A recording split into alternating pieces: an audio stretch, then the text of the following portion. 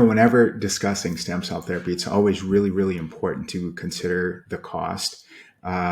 These procedures, stem cell therapy in general, are not procedures that are FDA approved. And what does that mean? Well, that means that a lot of insurers are going to say, hey, we're not going to cover the cost of this procedure for this particular patient. Instead, we will pay for the medications, the pain relievers. We might pay for surgery, maybe a knee replacement, hip replacement.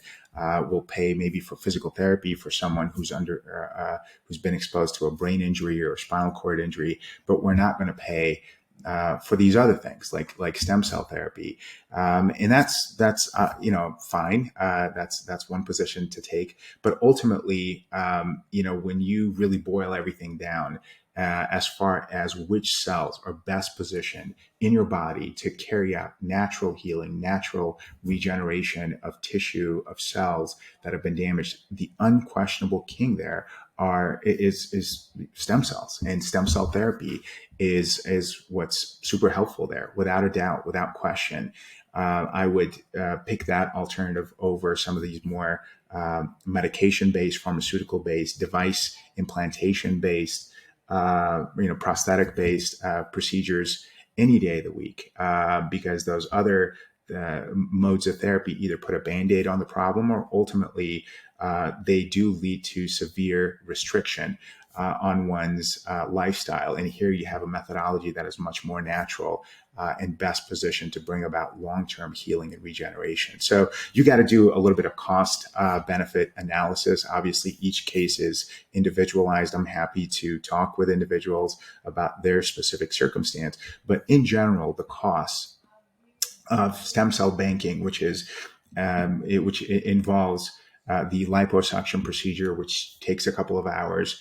It involves the separation of the stem cells from the fat, and then taking those stem cells and replicating them in a lab over the course of about 3 to 6 weeks, and then collecting those cells and freezing them for future deployment.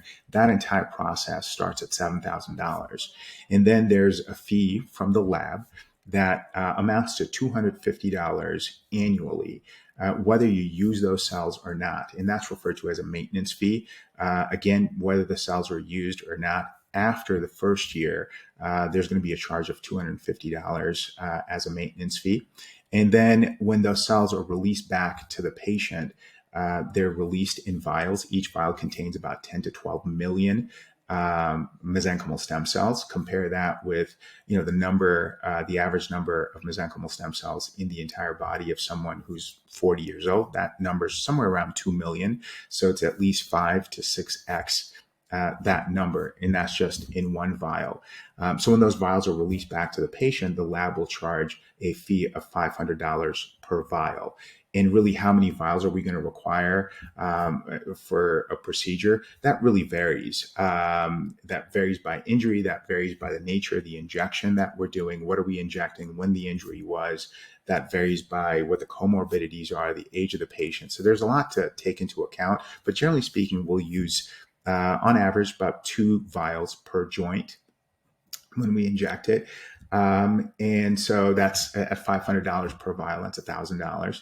And then at our clinic, our fees are more related to the complexity of the injection rather than the number of vials that are being used. So again, that $500 per vial fee is a lab fee, and our fees are more clinically based on the complexity of the injection itself. So for instance, if we're going to inject someone's stem cells intravenously, regardless of the number of vials, we'll charge $750 for that.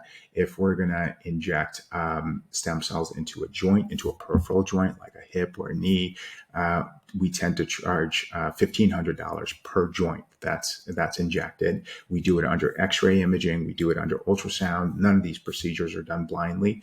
And then when we deploy cells for spinal injuries, not spinal cord or brain injuries, but I'm referring to the vertebral injuries, such as disc herniations or facet injuries, osteoarthritis, our fee is $3,000 per level of the spine. Those are the most complex injections. And so they do require quite a bit of diligence and training and that sort of thing. So they're not as simple as peripheral injections. And we have the ability to inject the entire spine, cervical spine, thoracic, which is really, really rare, lumbar spine. And those are the types of the areas in the spine that are most commonly injured, the lumbar and the cervical.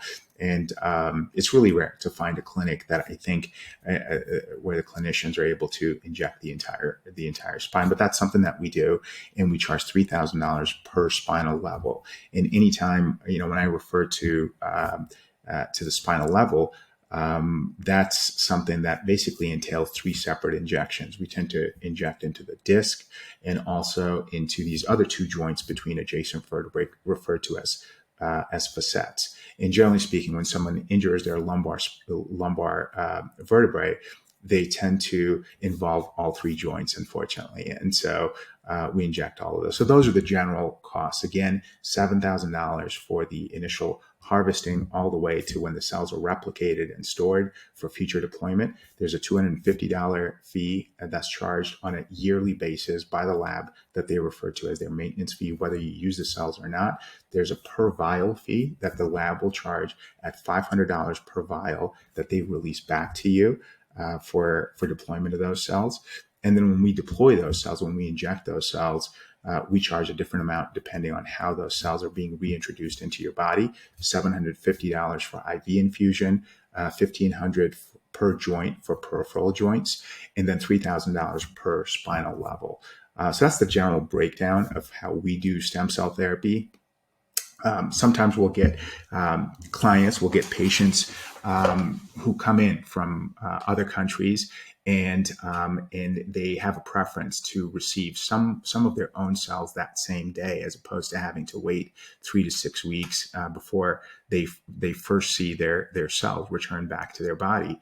And so we do a procedure called a same-day procedure, and the same-day procedure basically involves a lot of what I have already discussed, except the cells are not replicated first. We take the fat, we isolate the stem cells, and then those cells will be reintroduced back into the body.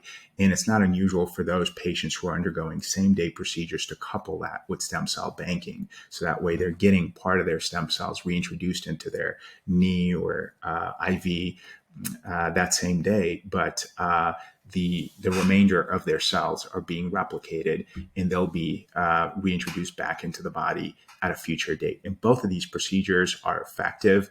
There was certainly a time where we're not able to do the banking procedure, and so all we were doing was a same-day procedure, and it worked just as well. I think the big advantage of stem cell banking is that a lot of our patients do come back for subsequent procedures, whether that involves the same injury or a different injury. That's a very, very common occurrence. I think they appreciate the utility of these cells, and stem cell banking makes it really easy to then not have to undergo another liposuction procedure. So that's the big advantage of stem cell banking. But we certainly have the ability to do a same-day procedure as well. The cost of a same-day procedure is $10,000. It's higher. It involves a lot of processing on the front end to be able to isolate those cells and reintroduce them back into the body.